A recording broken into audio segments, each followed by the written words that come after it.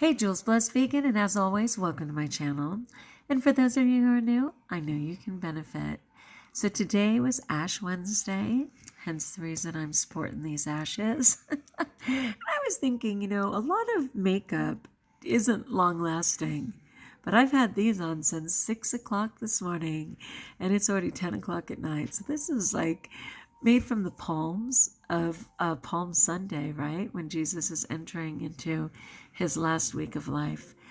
So on Palm Sunday, we literally pass out palms, and they keep some and they burn them into ashes. Palm ashes for the win, people. You want a 16-hour makeup? There it is. All right, just a subtopic, right?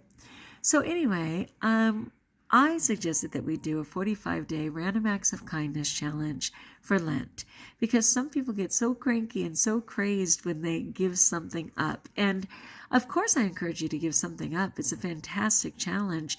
And every time you're tempted, of course, you're called to think of Jesus' passion, God's sacrifice of his son.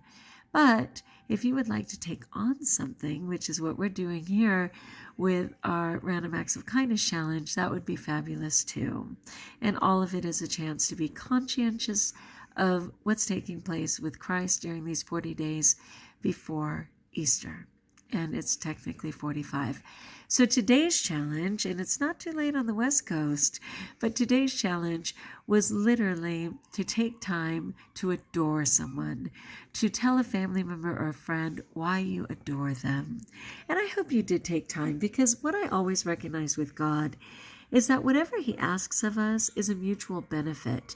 It benefits the giver as well as the recipient.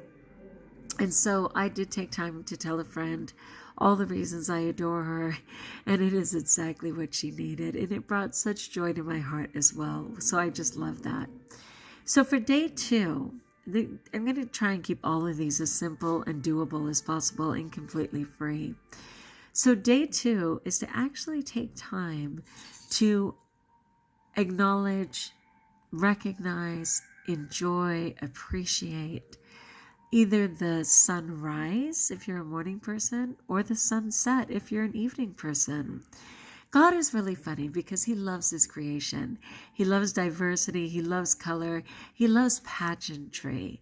He likes to show off the sun rising. He likes to show off the drama of the sun setting. And he just thrills. He thrills in all of existence and makes all of that nature for us. I don't know if you've ever observed the intricacy of even like the beautiful colors in a fly, all the colors in a fly, the insane amount of color. I'm certainly in a peacock feather. Are you kidding me? But also just like in a duck. If you just look at ducks and see the blues and the greens, right? And mallards, of course. Really, if you take a moment to look at, oh my gosh, don't even get me started on little, what are they called? Well, bees are fantastic too, but I'm thinking hummingbirds. Wow. And what also is a lot of fun, and I know I'm recognizing birds, but you can even look at the scales in a fish. God likes to hide rainbows. Like one time, oh my gosh, and I was sorry that I had to participate in it, but I did. So in 10th grade, we were required to dissect a cow's eye.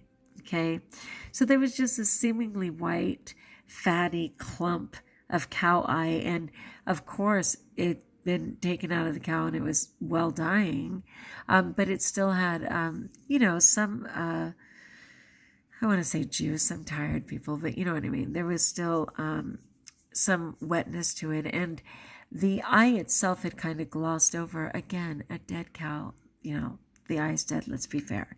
But we were required to dissect it, and totally to my shock and amazement, when we cut into it just for a moment, right behind the eyelid itself was a beautiful rainbow. Like, I don't know if it's like the last thing the cow saw. I don't know what the deal was, but there was rainbow, much like an abalone shell, if you're familiar with abalone shells. And I see that pattern again and again. And upon the air touching it, it basically turned to black. It was just a one moment gift. And of course, I prayed for the cow and everything else. But I just thought it was funny that God hid this beautiful rainbow in this experience. And how many people took the time to see it, I have no idea, but I most certainly saw it. So might you take a moment, again, if you're a morning person, an evening person, or even both, to glory in God's creation with either the sunrise or the sunset. That is your challenge for a random act of kindness. It is a gift for God, but it is a blessing to you because that's how God rolls, most certainly. All right, I'm kind of keeping this brief because I'm behind on homework. It's already after 10. And again, I'm not claiming to have a cold, but many, like a third of my class is out super ill. And there's a chance I have a bit of something. But because I'm eating right, whatever it is kind of being held at bay. But I want to honor myself and get a little bit of sleep because I have a terrific amount of work due, certainly tomorrow and due by midnight Friday. So I'm on that. Anyway, though, tomorrow I am totally going to talk about fasting during Lent. And today was Good Friday. Ash Wednesday. The only 2 days that are required for fasting, literal fasting, is Ash Wednesday and Good Friday, which is the day that Jesus was crucified. Those two are like completely fasting. And again, it's kind of a funky definition because it's literally one full meal and then 2 smaller meals that combined would not equate to a full meal. And that's not kind of ridiculous for people in many of these groups that consciously fast, whether they do water fast, complete fasting from food.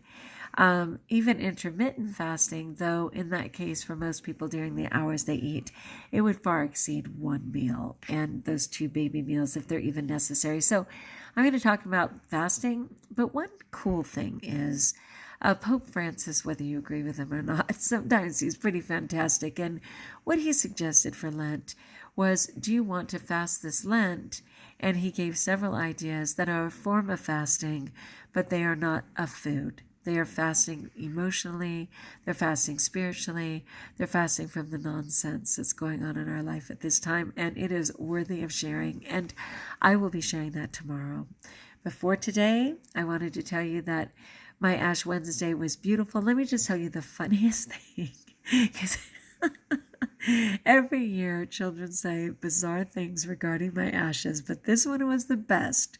A girl came up, innocent as can be, and she literally just went over my ashes, and I was like, whoa, excuse me. I said, God, those are like religious and spiritual and blessed ashes. What are you doing? And she was like, oh, I'm sorry.